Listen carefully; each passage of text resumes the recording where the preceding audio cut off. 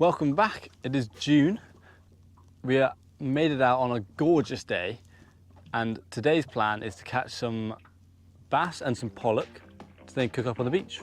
I think that'll be a good little plan. I've got some barbecue stuff. Yeah, gonna try and drift for some pollock and some bass, like with some lures first, and then we're gonna go for a dive. The dive will just stay in shallow, and I have not brought much food with me, so yeah, I kind of have to catch something.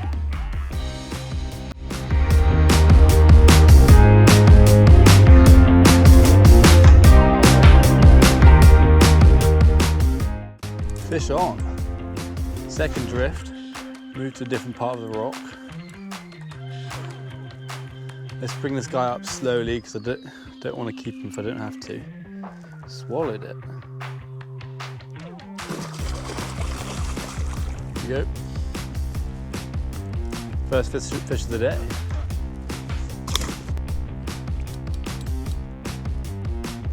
Another fish on.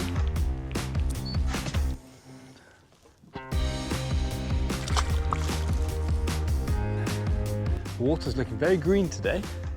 Let's hope it's a little bluer on the shore.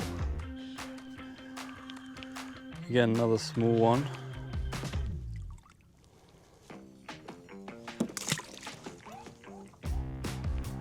Not big again.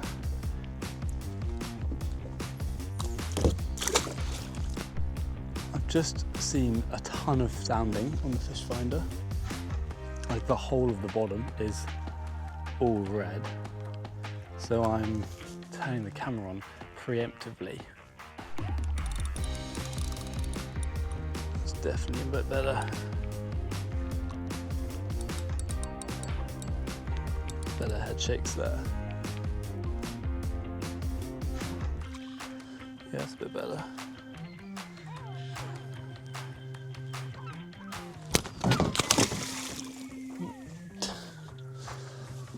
That was smooth. I think we're just going to explore some new ground today. Check out, we were first going to start in an area that I know, just to check it out. I'm not going to go to that weedy area that I always see bass at, because I'll save that to the end if I don't get anything. But yeah, we're just going to work our way along the coast and just check some gullies and do some sneaky gully hunting. I think that's our best bet. So welcome underwater. This is going to be me talking you through my thinking and strategy to hunting these bass in these channels and really shallow water. So you can see in front of me a clear small drop off into a gully which I'm approaching slowly, just peering over, but nothing here this time. I found the gullies today were not productive at all. I saw a couple nice bass in some gullies, but they saw me way before I could even get close to them. And then when I approached gullies with this technique, which is the most effective I've found, they just haven't really held much, and it's just quite a tedious way of diving, but you just got to be patient. So here, approach this little hole really nicely, but you would expect a bass just to be sat in there, just at the end of where my gun is, but nothing held. Here's another example. So I decided to move in shallow. There was a weird like thermocline, so like the top layer of the water was really warm, and then as soon as you got down to like 2 meters, it suddenly got colder. Like I could really feel it. I can see this bass's head just poking out the kelp. Looks legal, quite far away, and yeah, I missed. I think I should have closed the gap more. Came to just laugh in my face before swimming off. Very nice. Here's a nice example of how shallow bass are. Like, look, this is 1 meter of water. I didn't see this one before I spooked it. It wasn't big anyway. Another ledge I'm peering over, trying to see if there's anything sat in the gullies. Nothing but some big ballan wrasse. If only they tasted good. There's loads of them. So here I'm going up into this big trench, kind of following the left side, trying to stay in the shadow of the rocks. And I just get quite unlucky here. Some bass were just sat right underneath me, and I couldn't see them because of the shade. Reached out on one of the bigger ones, but missed again. Again, a bit too far away. Didn't really have the surprise on it. Again, I'm following along the shade of this rock, trying to stay nice and hidden, move super slowly, and the exact same thing happens. We've got a couple nice bass swimming out from the shade. A couple of them decent, but I knew as soon as I swung my gun around they would disappear like that. Not very lucky. So yeah, this is over quite a long period of time. We've got another bass sat in some kelp here. I ignored it, it was too small once. So I ended up, as it was getting late, I went to my old faithful spot to secure a bass or two. You can't really see it, this shot, but the clarity in this area was way worse, but way fishier with all this weed. Saw loads of small bass, but this was the first legal size one I could see. Got a bit stuck in the weed, but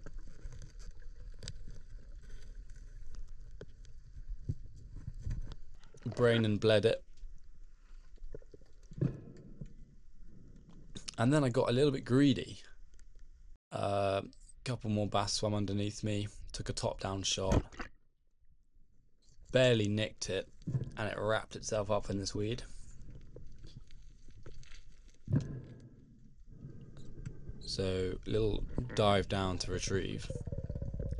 And I don't want to rip up all this nice seaweed that provides them their habitat. So I tried just to hold on to it and see if I can untangle him. But he wiggles free. I didn't realise he was that barely hooked. For all that effort, we got one little bass, but I'm glad we got something to cook up. But that means because it took so long, I've had to quickly leg it home, grab the paddleboard to be able to go to shore, because I'm going to get changed and then I don't fancy swimming all the gear ashore, etc. And it's not like it's a beach. Anyway, I'm going to unload all my gear and get the fire going, I think.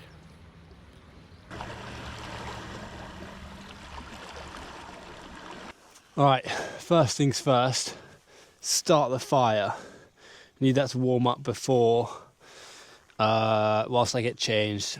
Oh, I want to get changed, I'm so hungry. Frying pan, if I need it, I have another plan though. And then coals. I'm cheating, yeah, sure, I'm not using sticks, but if you look behind me, there's just green shrubs, so not really very effective. Oh, well, good start.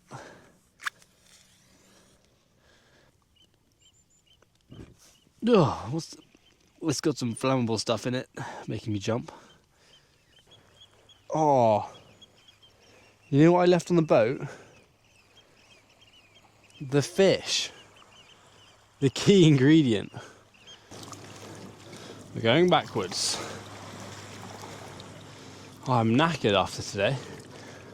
It's a lot of effort for one little bass, but it's better than nothing. And also, definitely got karma for trying to get that second one with it coming off. I should have gone for two in that area, in that spot. Returning with food. God, I'm hungry.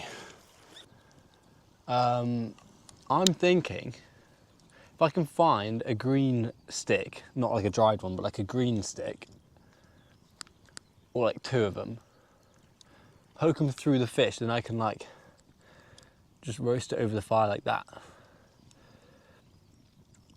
I think that would be much nicer than just frying it on a pan. You don't really get that open fire taste that way. So I'm gonna go and find said stick up there. There's some trees over there, but I'm not going all the way over there. That's too far. I need to see if I can find, oh, thorn bush. That does look thorny. I should have brought my axe.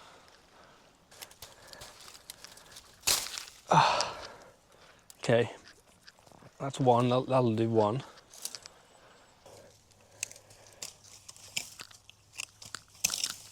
Okay, 2 sticks / bushes acquired.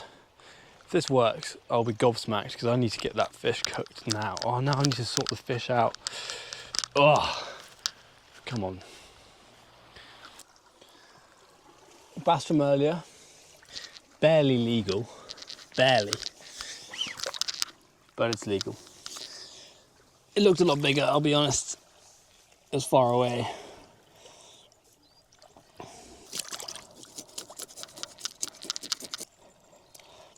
I'm thinking I set the fire on too early.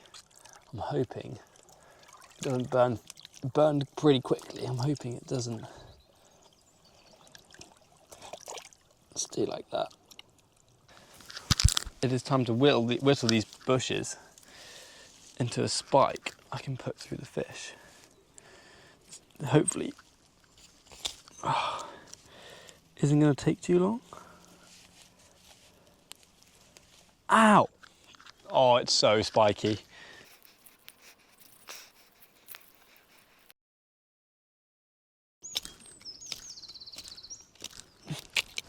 All right. I reckon that's the best we got. You know what? I don't think that's too bad. I do need something to like hold it up with though. Oh God. Oh, my other twig. Of course.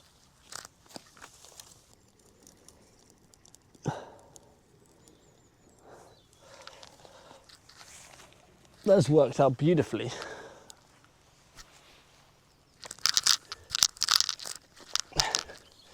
This is the most makeshift sea bass dinner I think you have ever seen. But I didn't want to be boring and cook it on a pan. So we'll see how this goes. In the meantime, I'm going to put my chair up and enjoy the last bit of sun we have. Let's hope that this sapling thing, this tree, isn't poisonous. Otherwise, I'm a bit cooked. Let's see how this bass is doing. Oh yes, that is working lovely.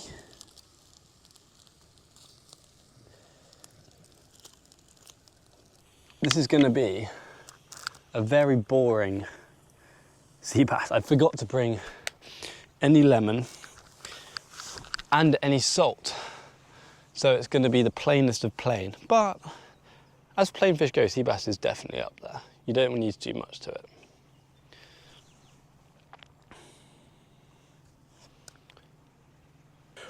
I also didn't bring a fork. So I'm either picking it with my fingers or using another thorn bush. It's okay, I've done enough damage to that bush already. Fingers it is. Right, how are we looking? She's coming off onto the mobile plate, which is the grass in front.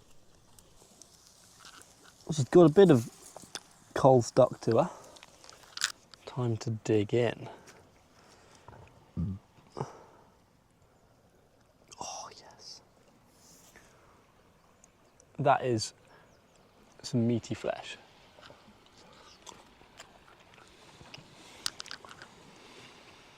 Mmm. Oh my God. I'm not going to eat this tail portion because it's still a bit cold. That wasn't really over the fire. Everything else and the head I'll leave. I would pick out the cheeks and stuff, but that wasn't in the fire either. Oh no, if someone's lost their croc, that's very sad.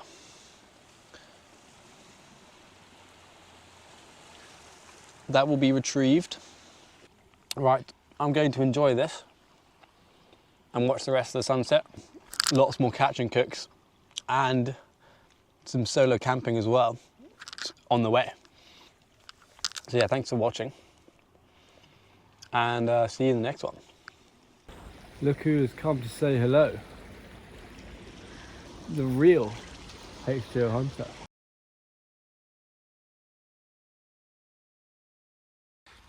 Oh look, I found the other croc. So that's not the first one. First one is over there now. I'm going to pick them both up. Be class if they're my size. Croc number 1 being rescued.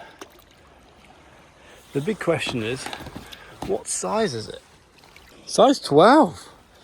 Let's go. That's going to be too big for me, but I can make that work. Onto the other, and then home. Oh, look at that sunset. Let's hope the seal doesn't try and get me. Hello, big guy. I'm just going to get the croc and then I'm going. And croc number 2. That seal did swim underneath me. That was pretty creepy. I could see he was eyeing me up underwater and then popped up like 2 feet behind me. Where is he? Ah, he's over there. He's minding his own business now. Scared the life out of me. Literally popped up right behind me.